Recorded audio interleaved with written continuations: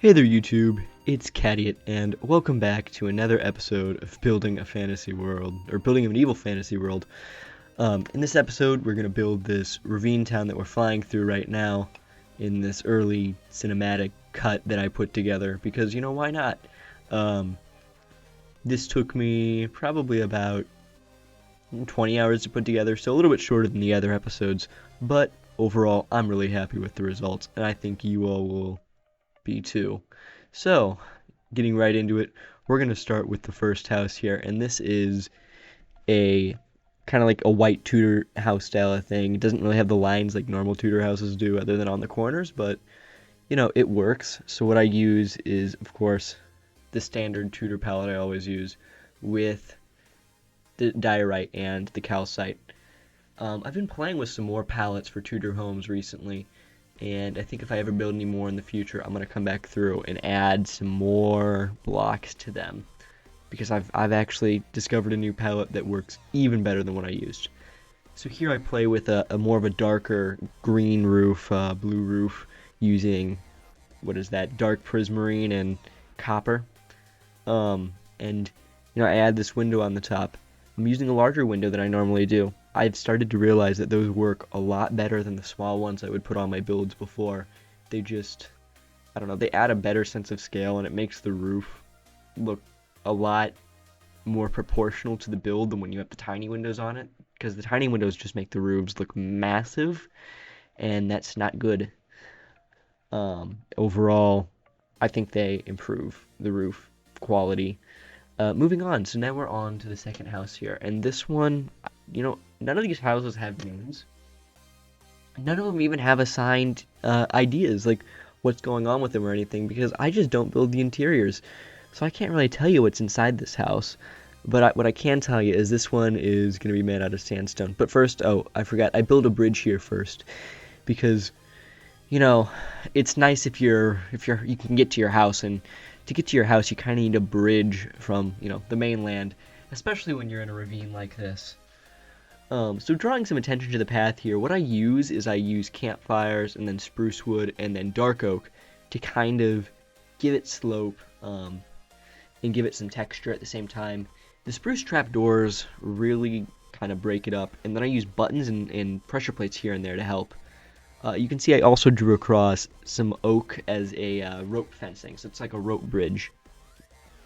Now, moving on to this house right here. This is made out of sandstone and sand, and with the addition of the new suspicious sand, or I think that's what it's called. Well, it's sus sand, the sus sand. Yes, with the addition of that, it's another block I can throw into the sandstone wall color palette.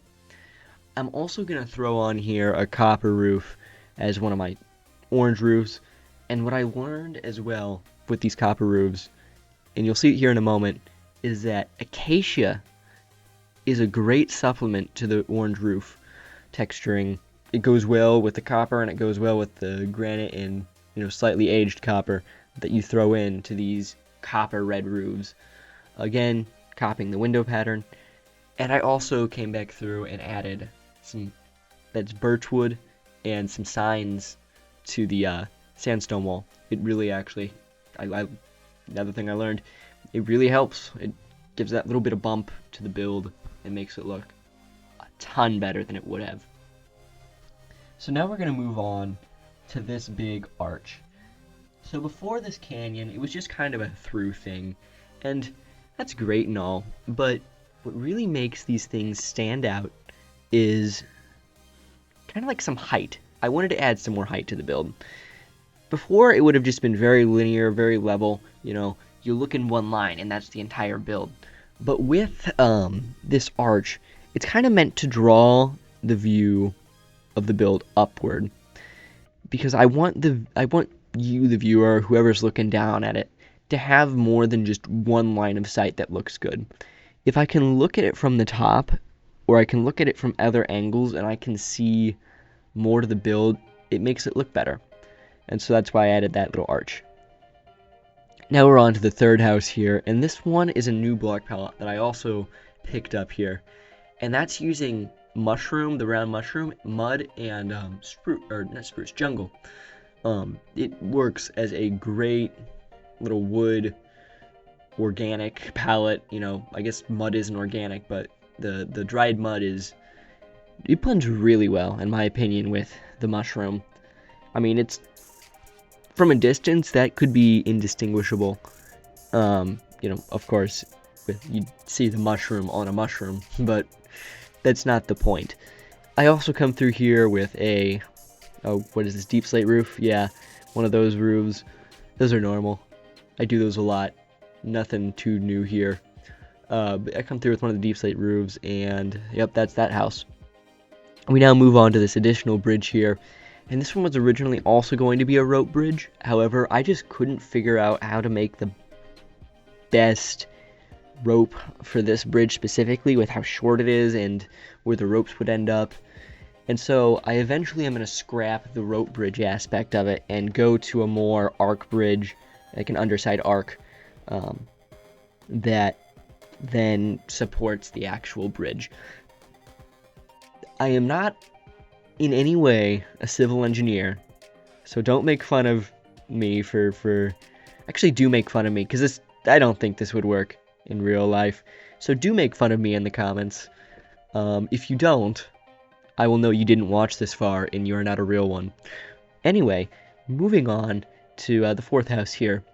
So this fourth house, this is also using a new block palette that I picked up just for this build. I've been learning a lot of new block palettes lately. I've just been trying a lot of new things. And this one's going to use warped stem as the main wall. And then it's going to, well, stripped warp stem rather. But it's also going to adapt some other blue tints to it. So you see me here putting in the warped stem.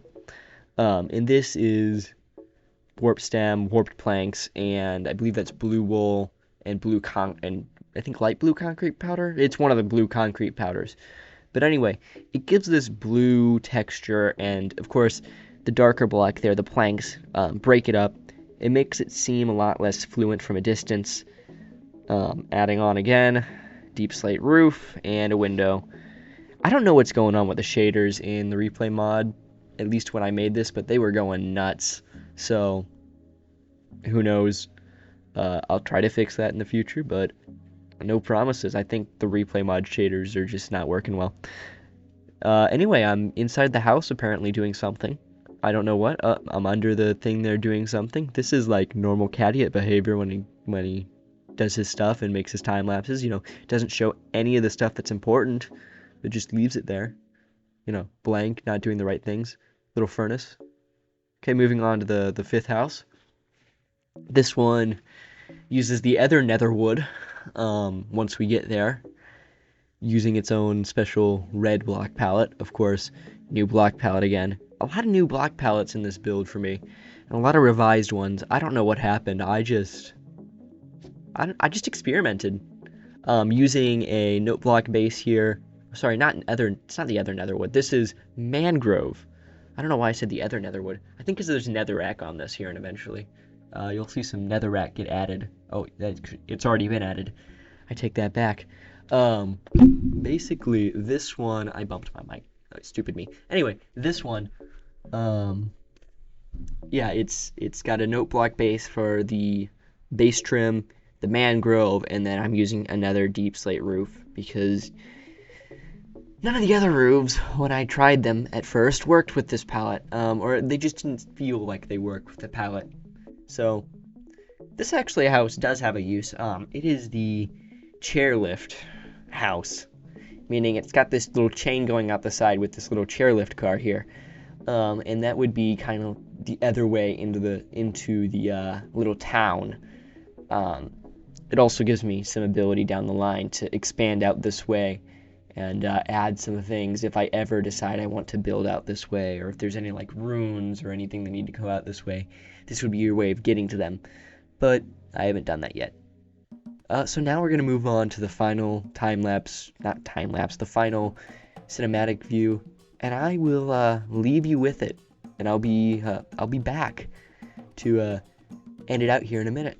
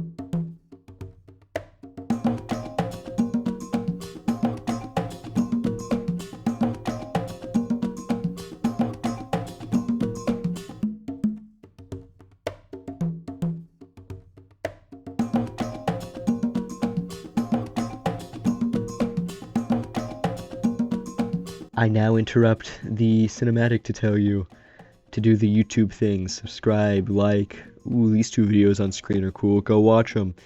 Anyway, I've been Cadiot, and I will see you next time. Bye.